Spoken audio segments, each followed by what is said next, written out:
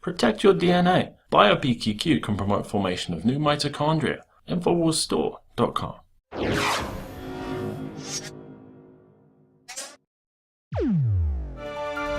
Hundreds of thousands of people have been marching through the streets of Mexico in recent weeks. They are protesting against the government's response to the disappearance and likely massacre of 43 students there.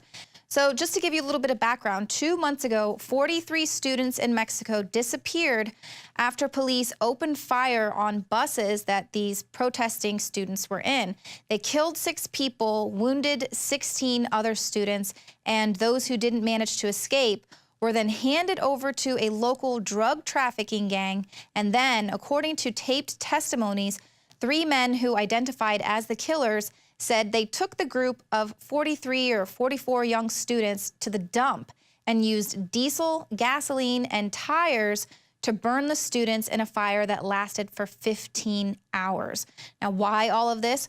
Well, according to an investigation by the country's attorney general, the mayor there ordered the police to detain the protesting students because he did not want them to disrupt his wife's political speech.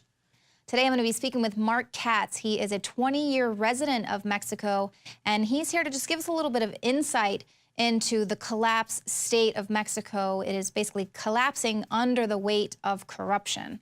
So, Mark, thank you for joining us. Now, before we get into this particular story, can you just kind of give us an idea of what's the atmosphere like there in this country? Okay, well, the first thing is, Mexico is actually quite a rich country. It is now the 11th largest economy in the world in nominal GDP terms. But of course, the income distribution is a problem. In GDP per capita, it's about 65th on the list.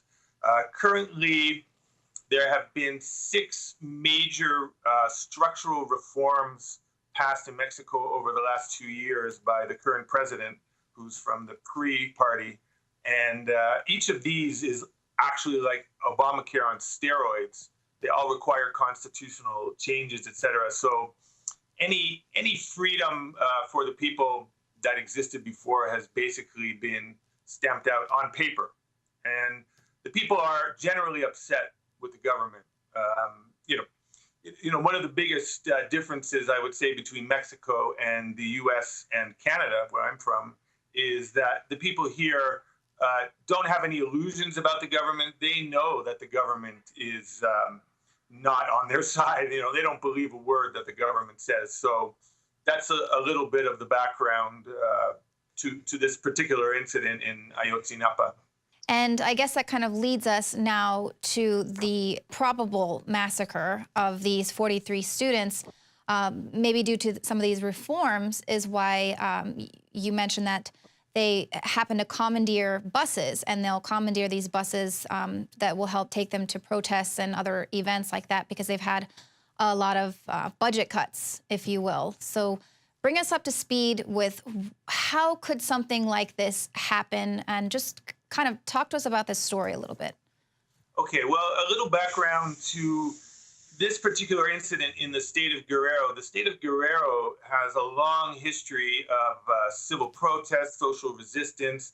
This goes back to the 60s, the 70s, in what was called the Dirty War, where the government cracked down against all kinds of social groups. Now, the school that these students are from is called their Escuela Normal, and it's basically a school for very, very poor rural students to go and become teachers, to go and teach in other rural schools.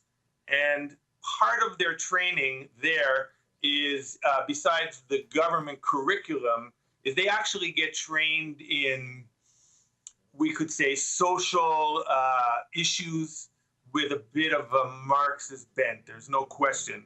But they are perhaps, one of the only institutions in the country where, where the people here are getting more of the real story, so to speak, more of the things that would be discussed here on Infowars, Mm-hmm. Because the government, there's been a campaign against these schools for many years to shut them down, to disappear them, in fact.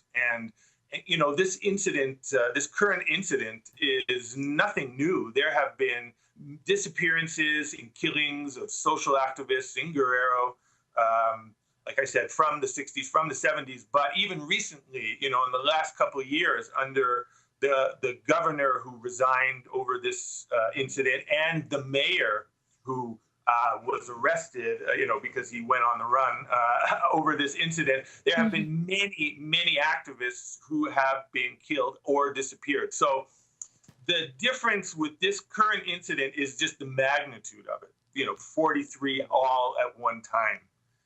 It's a little bit of now as to why, you know, why something like this would happen. That's really the big question that there are no clear answers. You know, all these incidents, every time something like this happens in Mexico, it's got to be the most bizarre, surreal, you know, truth being way stranger than any fiction situation. Always, you know, there's always multiple contradictory versions. And of course, the government keeps changing their official story on a daily basis, basically. Right. It's so unbelievable for me to think that a mayor could order the police there to take these students, how it got so out of hand to where they're actually firing upon students, killing innocent bystanders, as well as some students there. Then they hand students over to a drug cartel who kidnaps them, and according to 3 of them who say they were the killers, they burn them, throw them in this pit, and burn them for a period of over 15 hours. Government officials say the charred remains were so badly burned, some turned to dust upon contact, although they stressed every effort would be made to identify the bodies. Officials say a group of corrupt police working with a local drug gang abducted the students after clashes in the state of Guerrero in late September. All because the mayor didn't want them to disrupt his wife's political speech. Right. I mean, that's just insane. Here we're protesting against, you know, police killing people here, unarmed teen Michael Brown, of course. But this is like to the nth degree of political corruption here. And then you're dealing with the police that are in collusion with the drug cartels who kind of have ties to the mayor. I mean, does this sort of thing just happen, I guess, 2006 really with the drug war, but has it been going on a very long time? Did this just happen overnight, so to speak? Oh, no, this is nothing new. This is nothing new. Of course, you know, Alex always says that Mexico is a failed state, and that is true in some ways, but it is not necessarily a failed state. It's a mafia/narco state, and this incident really highlights that. You know, there's a fine line or no line between the narcos and the politicians. They're all bought off. They're all in cahoots some way or another. And in this particular case, I don't know if you realize that the mayor's wife, her father and brothers were actually part of the cartel that supposedly took these students.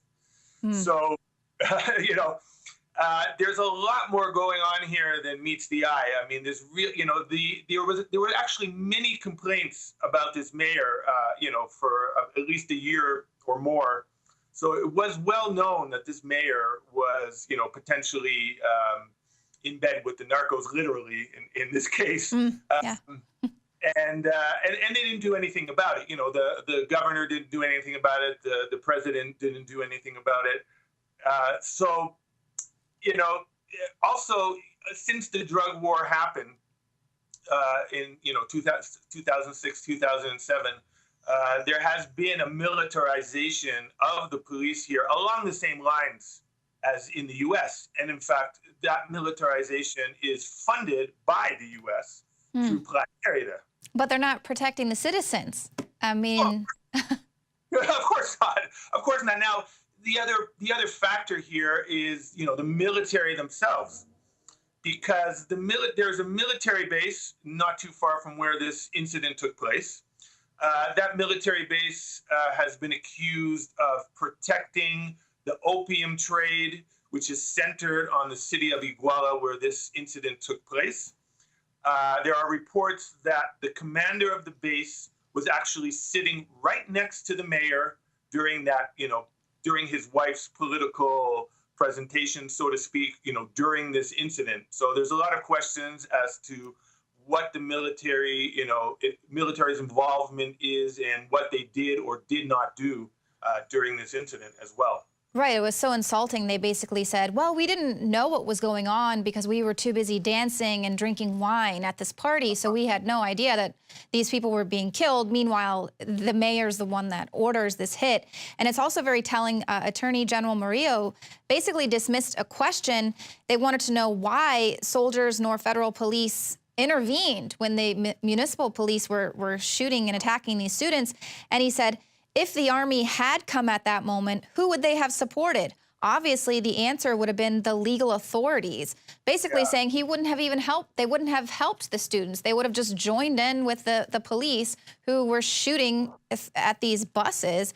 Well, so we know that, you sent me an email. You said that obviously tens of thousands of people took to the streets yesterday, but this isn't even the biggest planned event. That one is coming up here December 1st. So what do people need to know? What can people do for this situation?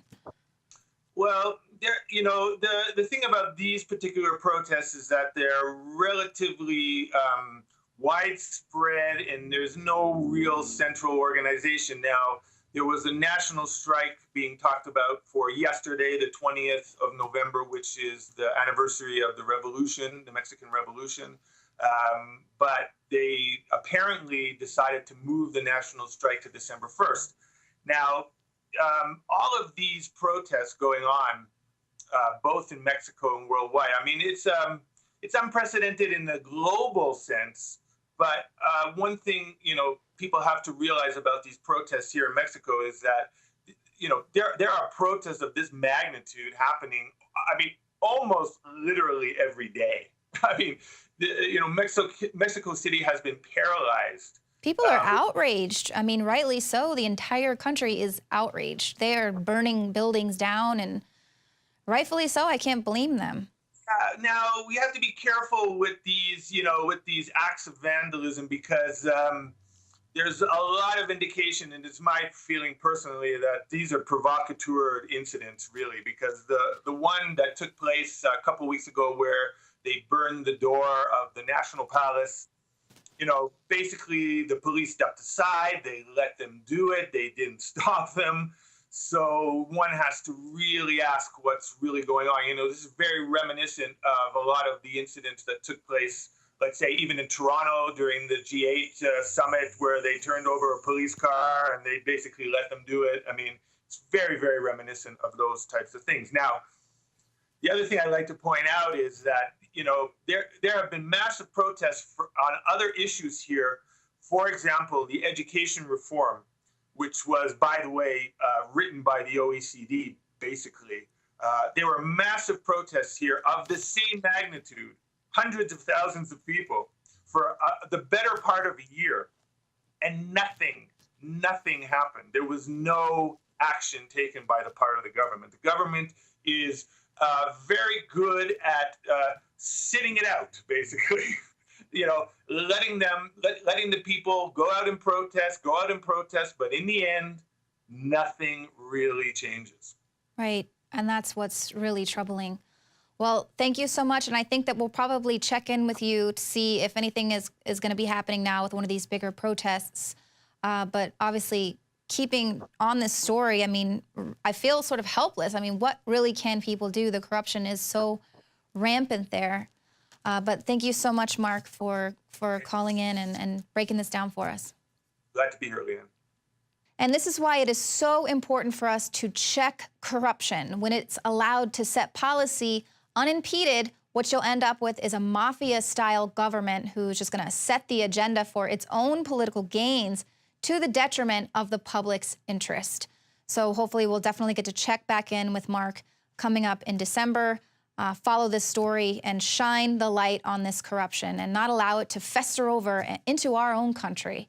Well, thank you for joining the show tonight. If you're watching us on YouTube, please become a subscriber to the Alex Jones YouTube channel and then head over to Prison Planet and pick up a subscription. You can now share your username and password with up to 20 people at the same time. And of course, your subscription allows us to bring you the Infowars nightly news and everything else.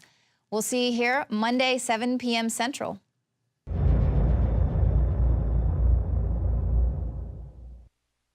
Celebrate the spirit of freedom and liberty upon which our nation was founded at InfoWarsShop.com. Molon Lave is ancient Greek for come and take it. This popular design combines both classic Greek Spartan imagery with modern M16 assault rifles. Now available in women's tees and proudly made in the USA. Celebrate the spirit of 1776 with the George Washington brass belt buckle or this incredibly sharp-looking 1776 hat. Badass. And be sure to check out the new arrivals at Infowars Life, where you can prepare your body to perform at peak levels with Survival Shield, Nascent Iodine, Super Male Vitality, and Fluoride Shield. And wake up, America. Immune Support Blend is the healthy choice for the gourmet coffee lover. So get incredibly high-quality, freedom-based products and help fund the revolution at InfoWarsShop.com. You are watching the Infowars Nightly News, which airs 7 p.m. Central at InfoWarsNews.com. Members can share their passcodes with up to 11 other people, and your support is helping us defend liberty worldwide.